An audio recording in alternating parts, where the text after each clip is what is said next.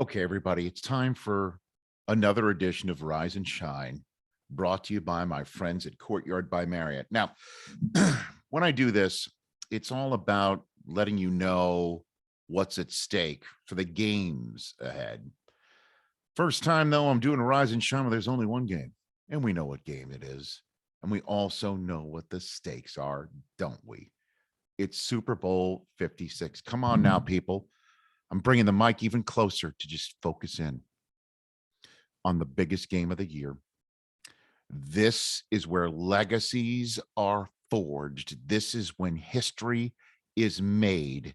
And how about the Cincinnati Bengals being in this game? And I know Los Angeles Rams fans have been very, shall we say, irritated this week that the team that wins the NFC Championship game and for the second straight year gives us something that we had never seen in the Super Bowl before last year, and that's the home team making it to their home stadium to try and protect their own turf to win the Super Bowl.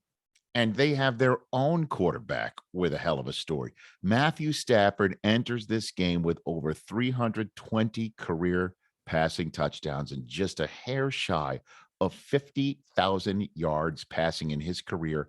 And this is his first Super Bowl.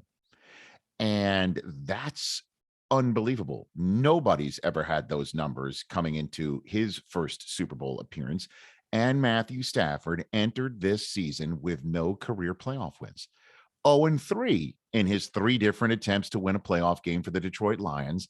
And he's already won 3 playoff games in his first 3 tries for the Los Angeles Rams, who have stars all over the map in Offensive Player of the Year, Cooper Kupp and Odell Beckham, and Super Bowl 50 MVP, Von Miller, and Aaron Donald, and Jalen Ramsey, and the Walter Payton Man of the Year in Andrew Whitworth to protect said quarterback in Matthew Stafford. And it's just only a few of the players. Eric Weddle, longtime great Charger in Southern California. He was on his couch a month ago, had no idea that he'd be playing football this year, had no idea that the Rams of all teams would want him.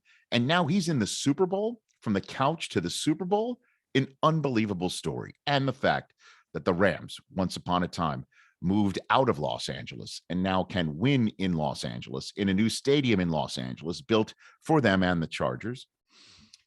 That's an unbelievable story because, yes, the only championship the Rams have in the case happened when they were in St. Louis. So that's a huge, huge setup for what's at stake for the Los Angeles Rams coming up on Super Sunday. Now then, we're talking about the Bengals a lot this week for many reasons. One, it's the Cincinnati Bengals that we're talking about, right? Because it's the Bengals. This is a team that hasn't done jack ever since they last made the Super Bowl back in the 80s. And they made the Super Bowl twice in the 80s. And every single time they made the Super Bowl, they ran into Joe Montana. This time, though, they have their own Joe, don't they?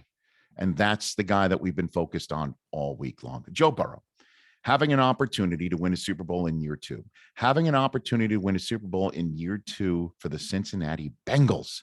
Did I mention it's the Bengals in the Super Bowl? The fact that this guy, born in Athens, Ohio, goes to the Ohio State, is told there's no spot for him by Urban Meyer, by the way. Now, yes, that quarterback that they chose over him, Dwayne Haskins, threw 50 touchdowns, but he has to go to LSU to get the opportunity to become the guy who he became at LSU, to make himself the first overall pick in a draft. And there's so much to do with that. 60 touchdowns, as I mentioned, Heisman Trophy winner and national champion at LSU, put a ring on his finger, start smoking cigars. Everybody's like, who's this Joe Burrow? We thought it's Tua's draft to be number 1 overall.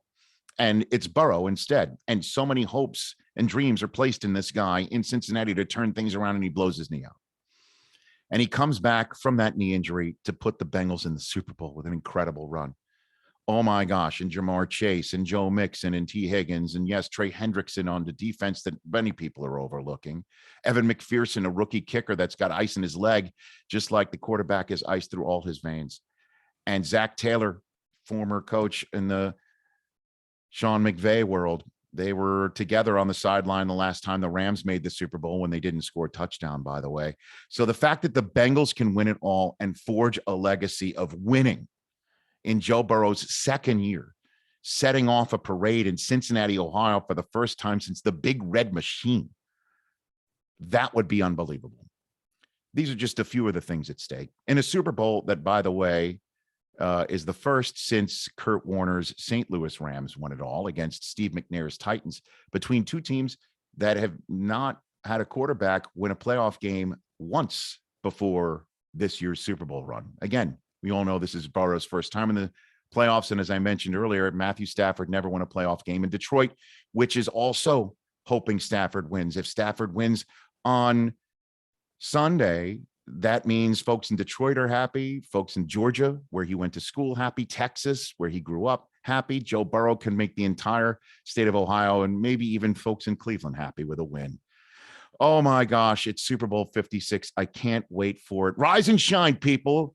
Courtyard by Marriott is all about passion, and passion for fans, and fans' passion for the sport, and passion for traveling.